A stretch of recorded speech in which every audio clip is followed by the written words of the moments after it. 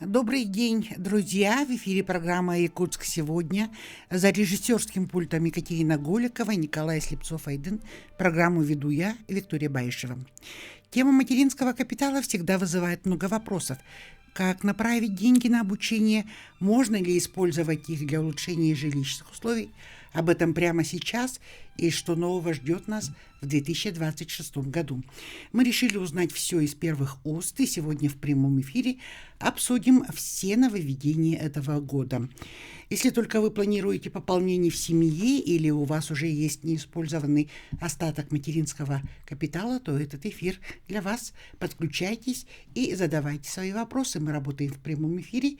Телефон студии 3266 32 2066 32 11 66. У нас в студии начальник управления установления социальных выплат отделения Социального фонда России по Республике Саха-Якутия Максим Дмитриевич Савин и главный специалист-эксперт отдела организации социальных выплат Мария Антоновна Протопопова. Здравствуйте, друзья! Я вас приветствую в студии прямого эфира. Итак, вопрос, с которого мы начнем наш сегодняшний эфир. Насколько конкретно вырос размер материнского капитала? Добрый день, уважаемые слушатели. Да. Размер материнского капитала увеличивается каждый год у нас, начиная с 2007 года. Если идти к истории, да, она составляла 250 тысяч рублей, когда эта программа запускалась у нас в 2007 году. Нынче, в 2026 году, с 1 февраля, она увеличена, и размер составляет сегодня на первого ребенка 728 921 рубль 90 копеек, и в случае рождения второго ребенка у нас 963 243 рубля 17 копеек. Угу. Но кто именно из семей сможет рассчитывать на сумму, близкую к 1 миллиону рублей? Это касается только тех семей, у кого родится второй ребенок, или есть еще другие какие-то условия? Близко к миллиону, это получается 963 тысячи рублей. Эта семья претендует, если у них родился второй ребенок, начиная с 1 января 2020 года. Угу. Ну, наверное... Или последующий ребенок, да, третий или последующие дети. Ну, наверное, многих наших зрителей, радиослушателей интересует вопрос, вот, нужно ли подавать какое-то заявление, чтобы сумму эту проиндексировали, как это происходит автоматически, либо людям все-таки ножками нужно приходить в клиентские службы. Вот, пожалуйста, этот механизм разъясните.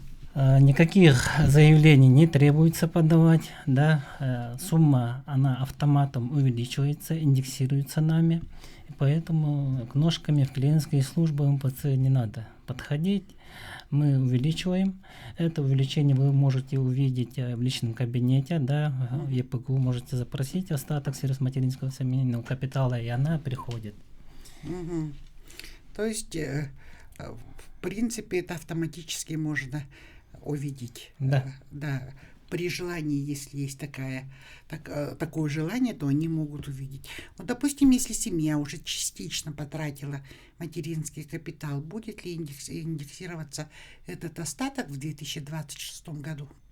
Конечно, да, если, допустим, граждане до индексации уже получили сертификат, допустим, в 2013-2014 годах, да, и они использовали на какие-то направления, тогда и остался остаток средств, да, неиспользованных средств. Этот остаток, она индексируется. У нас в этом году коэффициент индексации составляет 1,056, и на этот коэффициент она увеличивается.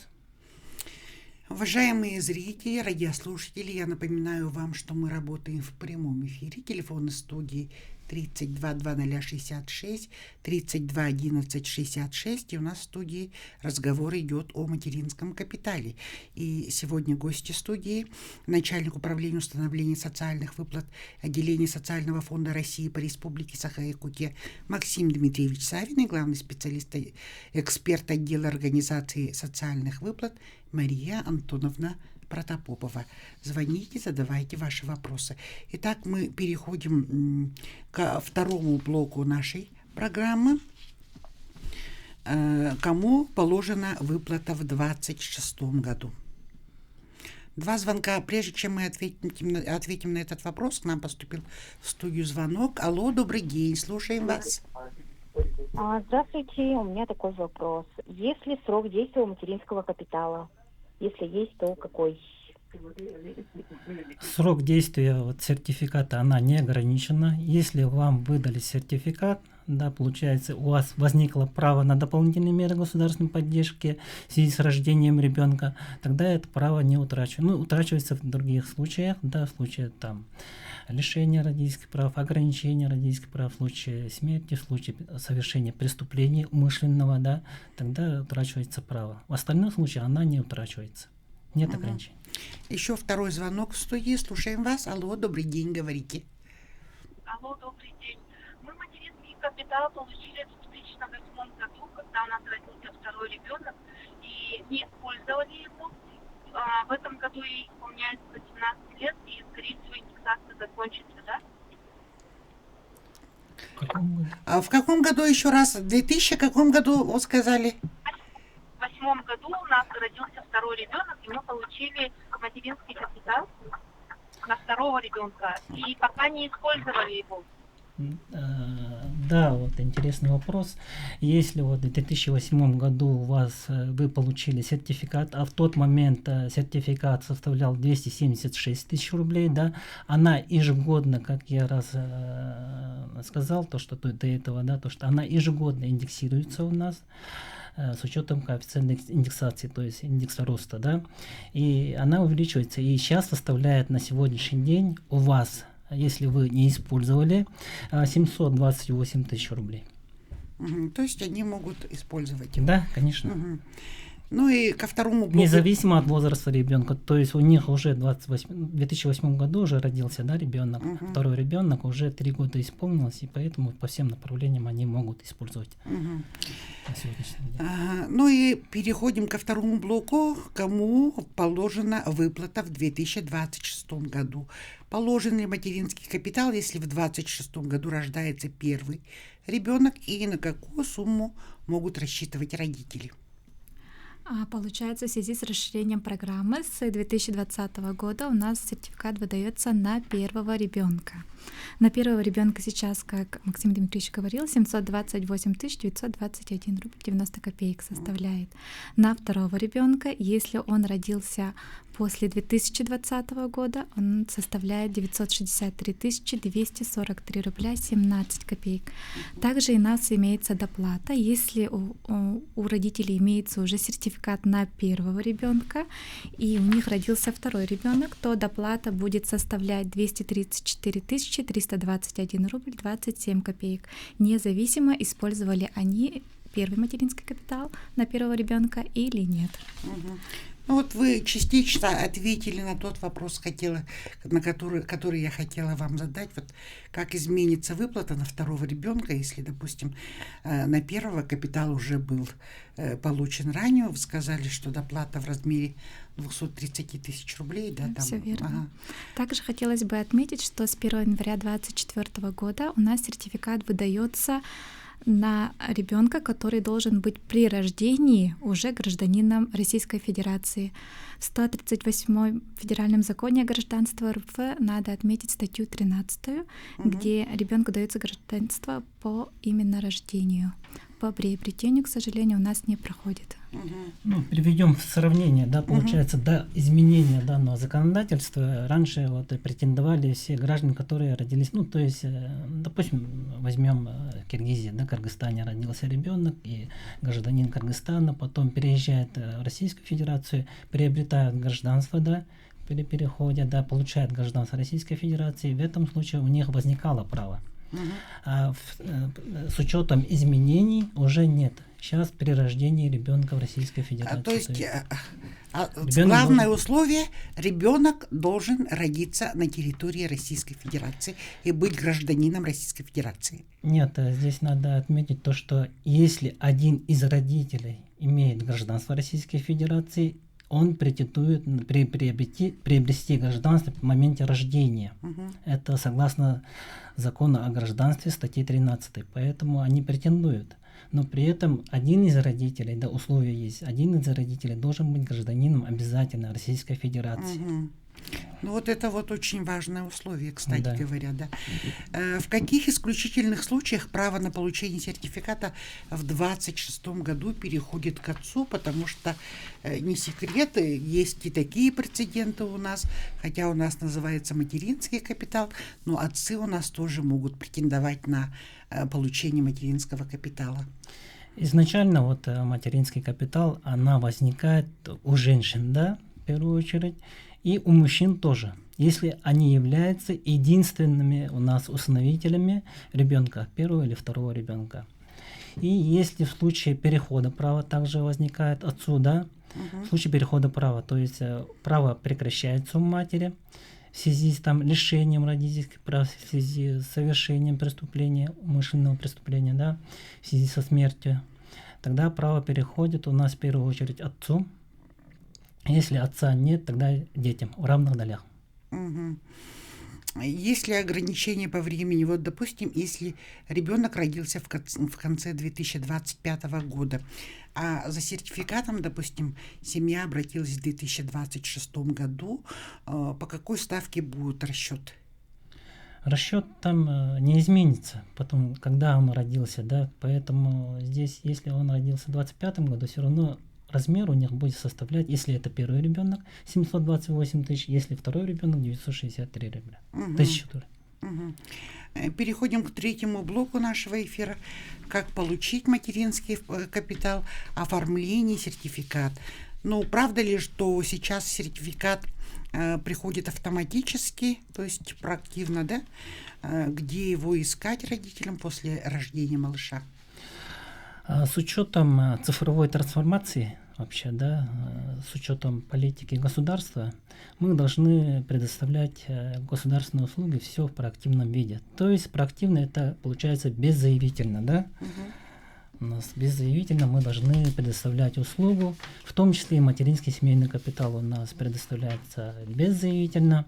В случае, если рождение ребенка у семьи, они регистрируют данный акт, да, то есть о рождении в ЗАГСе, приходят к нам сведения, и мы на основании этих сведений, получается, назначаем материнский семейный капитал. В случае, если в течение 3 недель не поступило в госуслугах, о получении государственного сертификата поступает через госуслуг информация, уведомление, да, о получении сертификата. Если они не получили данные уведомления, тогда они могут обратиться в социальный фонд через МФЦ, либо через клиентские службы за сертификатом. Ну вот, наверное, все-таки для многих родителей очень важно иметь все-таки бумажную версию, да, материнского капитала. Есть ли у отделения социального фонда, у социального фонда России вообще такие функции выдавать бумажную функцию материнского капитала? Нет, мы уже не выдаем такой сертификат на бумажном носителе, да, переходим на электронный вариант. Все вот данные практически перешли на электронный вариант. Даже трудовая книжка у нас перешла на электронный вариант, да, соответственно, и материнский капитал, сертификат на материнский капитал, она перешла на электронный вид. Ну, то есть нужно все-таки постепенно нашим зрителям, слушателям приучать к тому, что все-таки вот эти вот документы, они у нас будут появляться проактивно, и все-таки от бумажной версии мы будем отказываться. Прогресс идет вперед, и, конечно же, Социальный фонд России идет в ногу со временем. Но вы частично, Максим Дмитриевич, ответили на вопрос, который я хотела задать, но я хочу его все-таки задать, чтобы еще раз было ясно, понятно нашим зрителям, слушателям, что делать, если вот ребенок родился, а сертификат все-таки вот в личном кабинете на госуслугах не отразился, куда им нужно обращаться. Кстати, такие вопросы поступают и в социальные сети социального фонда, поэтому, мне кажется, этот вопрос мы должны уточнить.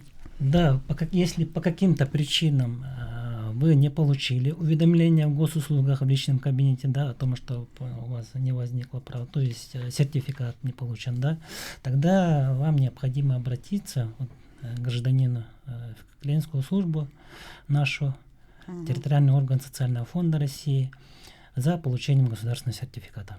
Либо через МФЦ у нас. К нам в студию поступил звонок. Слушаем вас. Алло, добрый день. Говорите, пожалуйста.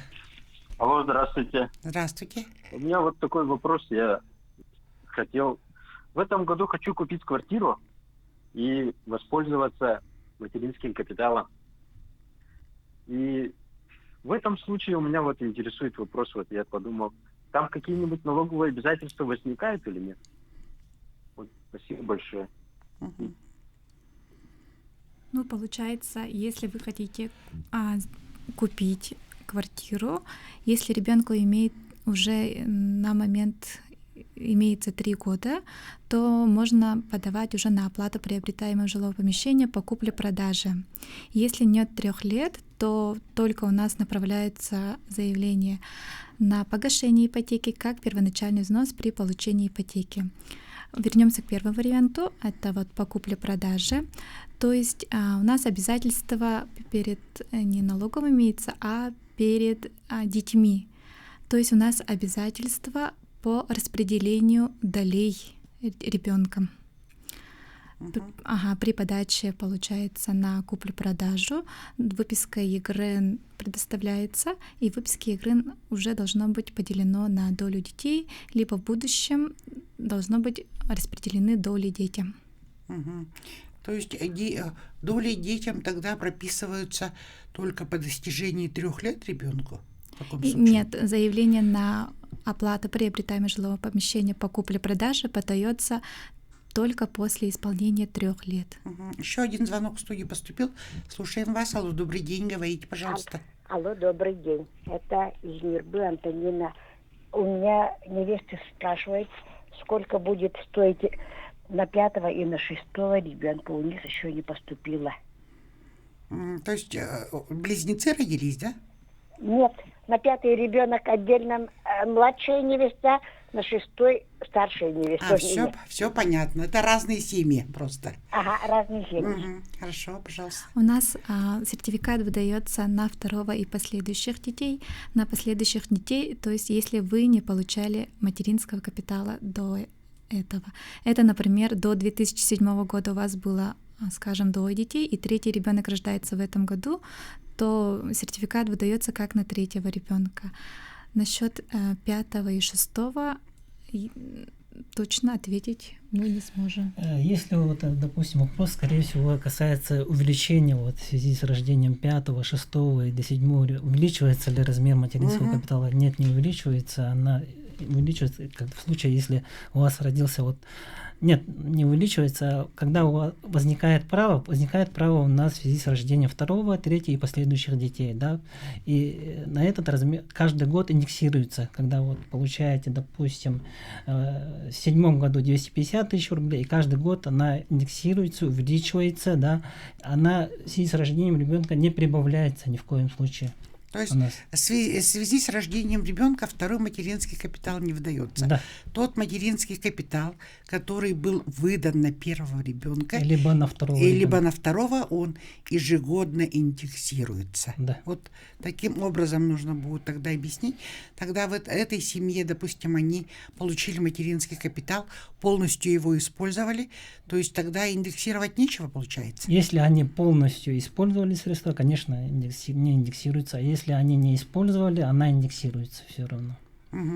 То есть вам нужно, просто вот я хочу тем, которые обратились к нам с вопросом, просто пояснить, что если эти семьи использовали полностью материнский капитал, то, как говорится, индексации нету. Если же, да, у семьи родился 5-й или 6-й ребенок после 2007 года, то есть, да, у них возникает право. То есть, да, у них возникает право, у них размер будет составлять у нас 728 тысяч, 963 тысячи, это да, последующие дети. Но мы переходим на рекламную паузу. Через несколько минут мы вернемся к эфиру и продолжим. Уважаемые зрители, радиослушатели, мы продолжаем программу «Якутск сегодня». За режиссерским пультом Екатерина Голикова и Николай Слепцов-Айдын, у микрофона Виктория Баишева. В нашей сегодняшней программе мы говорим все о материнском капитале. И сегодня у нас в студии начальник управления установления социальных выплат отделения Социального фонда России по Республике Саха-Якутия Максим Дмитриевич Савин и главный специалист, эксперт отдела организации социальных выплат Мария Антоновна Протопопова. Я напоминаю, что мы работаем в прямом эфире. Телефоны студии 320066 и 321166. Итак, мы переходим к 4-му блоку нашей программы. На что можно потратить материнский капитал? Можно ли сразу после получения сертификата в 2026 году направить его на погашение, допустим, ипотеки, или нужно все-таки ждать, когда ребенку исполнится 3 года? Средства материнского капитала, не дожидаясь 3 лет, можно использовать на погашение кредита, либо на оплату первоначального взноса. Только по этим направлениям у нас нет ограничения, а по остальным это на покупку жилья, да, без привлечения кредитных средств, либо на строительство жилья, либо на компенсацию затрат построенного дома, да, либо на участие договора долевого участия. Можно использовать средства только по исполнении 3 лет. Также можно использовать средства на оплату платных образовательных услуг. У нас идет детский сад. Об этом мы будем попозже. Но сейчас вот следующий вопрос, который вот я бы хотела задать. Можно ли оплатить материнским капиталом, допустим, вот как вы уже сказали, частный детский сад или какие-то кружки, если у этих организаций есть лицензии? Средствами материнского капитала можно оплатить услуги частного сада, кружков, если у них имеется лицензия. Также хотелось бы отметить организации по индивидуальным предпринимателям. Если есть лицензия по ведению частных садиков, тоже у нас оплачивается за счет материнского семейного капитала. К нам в студию поступил звонок. Слушаем вас. Алло, добрый день, говорите. Алло, здравствуйте. Здравствуйте. Алло, здорово. Здорово. Алло, здравствуйте. Бұл анабыртың звонны бұн. Мен материнский капиталынан кергенім жетілабыды туаққа материнский капиталға. Оны оғылып, олығыда хүрбағы сылғы сағын туалар. Атақ доғыбыр оңыстуып бұд.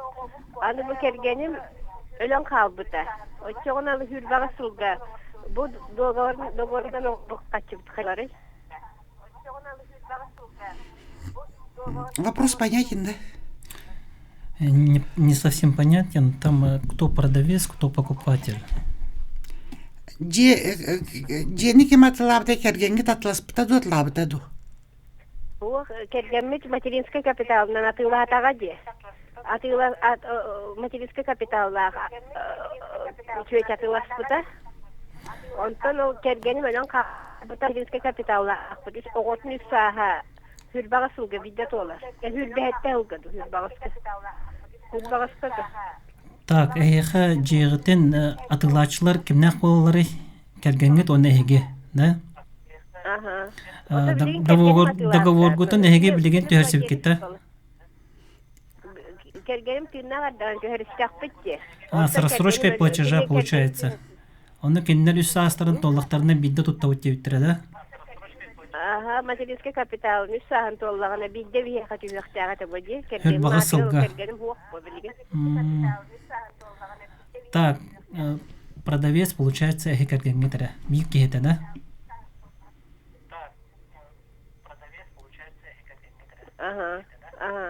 Әйге онына сделкаға участвуйда вақыт. Отчего эти сделканы по суду, по закону, по идее, признают недействительными, так как одна сторона уже, то есть наступила смерть, скорее всего так.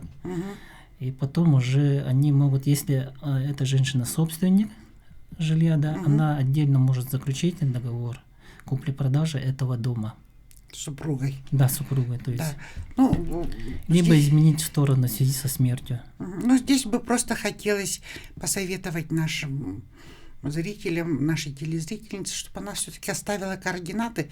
Вопрос, по-моему, все-таки требует наиболее тщательного уточнения, поэтому, пожалуйста, свои координаты, фамилии, имя, отчество оставьте. Мы после эфира, на этой неделе выйдем на вас и вот точно уточним, что да как. Понятно, да? Видимо, уже они нас услышали. Какие условия по доходу семьи установлены в 2026 году для получения ежемесячной выплаты и средств материнского капитала? Потому что вот есть еще у нас заявления от женщин, которые сидят по уходу за ребенком и так далее, и они пишут заявление для получения ежемесячной выплаты. Для назначения ежемесячной выплаты мы смотрим общий доход. Он не должен превышать 2 прожиточных минимумов на душу населения, установленные на зону проживания. То есть у нас учитывается доходы за расчетный период, это 12 месяцев, и делится на душу в семье. Если у семьи имеется несколько детей до 3 лет, они могут его использовать несколько раз, то есть на всех детей, которым не исполнилось еще 3 года. Также хотелось бы отметить, что сумма выплат у нас зависит от зоны проживания. Первая зона — это у нас арктические районы и плюс поселок Айхал. У них составляет ежемесячное пособие из материнского капитала 32 456 рублей. По второй зоне — это у нас центральные районы, и за исключением от арктических, оно у нас составляет 27 185 рублей на ребенка. Все-таки, конечно. По данному направлению надо отметить то, что это из средств материнского капитала выплачивается, и она уменьшается, получается, соответственно. Некоторые думают, что это отдельная услуга, отдельные средства, и пользуются этой услугой, а по идее они уменьшают средства материнского капитала. То есть при получении этого пособия размер материнского капитала каждый раз уменьшается ежемесячно. Да. Все верно. И если вы, например, родители передумали и не хотят использовать дальше материнский капитал, они могут направить заявление на отказ от ежемесячного, получается, пособия по материнскому капиталу. Также могут изменить реквизиты, направив заявление через госуслуги. Так, и теперь, наверное, тоже один из таких интересующих очень многих семей вопросов. Появились ли в 2026 году новые направления, на которые разрешили тратить материнский капитал, например, допустим, ремонт, покупка автомобилей и так далее? Нет, в 2026 году никаких новых направлений еще не добавились, как вид направления.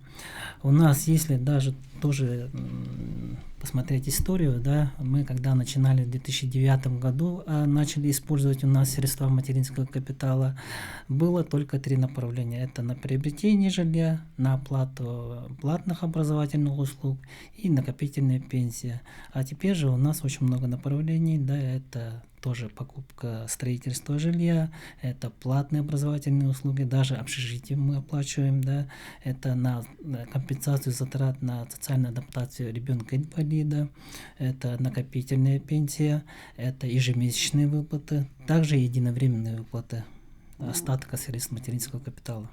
Это тоже новшество у нас было в 2025 году, Можно использовать средства, если у вас остаток менее 10 тысяч рублей осталось, вы можете единовременно взять эту сумму. А вообще какие приоритетные направления можно назвать использование материнского капитала, допустим, жителями нашей республики? Здесь надо отметить тенденцию, Раньше, если мы говорили только на улучшение жилищных условий, средства направлялись, то в этом году, в 2025 году, если смотреть статистику, опять-таки, есть уменьшение по этому направлению, есть увеличение на ежемесячную выплату и на оплату платных образовательных услуг. То есть граждане начали направлять средства на образование ребенка, либо на ежемесячную выплату за счет средств материнского капитала. Это тоже очень интересное направление. Все-таки родители, это, наверное, показывает то, что родители все-таки стали больше внимания уделять развитию, образованию ребенка. Так? Ну и переходим к пятому блоку. Это региональная специфика, как федеральный и материнский капитал суммируются с республиканским материнским капиталом семья в Якутии и какова итоговая сумма поддержки при рождении ребенка в нашей республике. Ну, у нас федеральный материнский капитал, она не суммируется с регионально-семейным капиталом, да, и это отдельные направления, это отдельные нормативно-правовые акты, отдельные законы. Если мы предоставляем федеральный материнский капитал, то есть на основании федерального закона, да, региональные власти, они предоставляют услугу на основании регионального закона, то есть закона Республики Саха-Якутия. Поэтому они не суммируются. Мы просто с ними взаимодействуем, потому что при рождении второго ребенка у них полагается семейный капитал, и они берут у нас по запросу, по межведомственному запросу, получают сведения о рождении вторых ребенка. То есть кто получил сертификат в связи с рождением второго ребенка. То есть это электронный документооборот, который сегодня действует. Да, она не влияет на размер материнского капитала. Ну и по сельской местности. Есть ли какие-то особые льготы по использованию материнского капитала для семей, проживающих, допустим, в арктических улусах или сельской местности нашей республики? Как я уже говорила, по ежемесячной выплате из материнского капитала у нас есть 2 зоны, и как раз первая зона, вот арктические районы плюс поселок Айкал, у них получается выше выплата идет, чем центральный район, и составляет 32 456 рублей. Так, ну и завершающий блок нашей программы «Ошибки и мошенничество». Как уберечься от мошенников, которые предлагают, допустим, обналичить материнский капитал. Чем это грозит семье, потому что это все-таки уголовная ответственность. Пожалуйста, разъясните это. Средства материнского капитала это из федерального бюджета непосредственно предоставляется, да, за ними особый контроль у нас, да, проверяют не только мы, а правоохранительные органы, поэтому и согласно, ну то есть не согласно, а поэтому ужесточаются и направления средства, меняются направления средств материнского капитала. Раньше, если мы направляли на погашение договоров займов, на погашение на договора займа, заключенными с кредитными потребительскими кооперативами, да, но сейчас это все запрещено законом, поэтому за ними контроль усилен за использованием средств материнского капитала. А в части сомнительных сделок я хотел бы предупредить граждан, да, чтобы не участвовали в таких сомнительных сделках, да, не заключали фиктивные договора, потому что мы следим, правоохранительные органы, все органы, которые действуют, ну то есть все правоохранительные органы за нами следят. То есть не за нами следят, а следят за средствами материнского капитала. Как используют, куда направляют, все эти данные они берут у нас. Ну, скажем так, контролируют. Конечно. Ага. Ну, вообще, бывают такие инциденты, что вот люди, допустим, хотят каким-то образом в ущерб своим детям обналичить материнский капитал, или все-таки это миф? Нет, надо озвучить, да, и были прецеденты по обналичиванию средств материнского капитала, и даже суды привлекали данных граждан к уголовной ответственности, подрядчиков тоже у нас привлекали к уголовной ответственности, поэтому и были прецеденты, была практика, поэтому ужесточили закон. То есть поменяли практику, поменяли направление средств материнского, куда можно направить средства материнского капитала, поэтому из-за таких случаев и меняют направление. Вот, допустим, если семья решила приобрести по материнскому капиталу, но часть денег вложить на приобретение жилья, да, кто контролирует, вот, допустим, пригодно ли это жилье для проживания и так далее, и так далее. Это же тоже, в принципе, один из важных таких факторов. Мы, когда подают заявление на распоряжение средствами материнского капитала на оплату купли-продажи, да, на оплату приобретения жилья, необходимым документом, необходимым сведением является, пригодно ли это проживание жилье. приобретаемое за счет средств материнского капитала, мы получаем сегодня из муниципалитета у нас, да, в Республике Саха-Якутия. И они нам предоставляют пригодное ли же это жилье для проживания. Мгм. То есть в этом отношении тогда семья, которая приобретает жилье, она в какой-то степени защищена с нашей стороны, потому что мы со своей стороны отделение социального фонда тоже проводит. Да, также вот по договорам строительного подряда, да, мы направляем средства на эскроу счет. Сейчас же вот понятие пришло, ну, Да. вступило в силу, да, направляет на эскроу счет, там аккумулируются все средства, и потом после ввода в эксплуатацию только передаются эти средства. Поэтому мы тоже направляем материнский капитал на эскроу счета. Мгм. Ну, и следующий вопрос, который хотелось бы затронуть. Что делать, если, допустим, в сертификате допущена ошибка там, или в фамилии какая-то буква неправильно написана, или в данных ребенка какие-то могут быть ошибочки. Ну, это чисто человеческий фактор, но такое может произойти, правда ведь? В нашем случае ошибки очень крайне редки в связи с тем, что мы сведения получаем из государственных поставщиков информации, таких как органы ЗАГСа, опеки, МВД и так далее. Но если такая же все-таки ошибка произошла, для исправления ошибки нужно лично подойти в социальный фонд, клиентские службы и направить заявление на изменение анкетных данных. Ну, это, в принципе, много времени не занимает. Много времени не занимает. Это как бы такая процедура, которая быстро решается. Это не проблемный вопрос. Да, И всё верно. отделение социального фонда в этом отношении идет навстречу своим клиентам и быстро, очень как Всё верно, оперативно решает эти вопросы. Ну, вот до конца эфира у нас остается всего где-то минута времени. Я бы хотела попросить в завершении нашего сегодняшнего разговора пожелания для наших родителей, которые приобретают материнский капитал, которые хотят потратить его в 2026 году.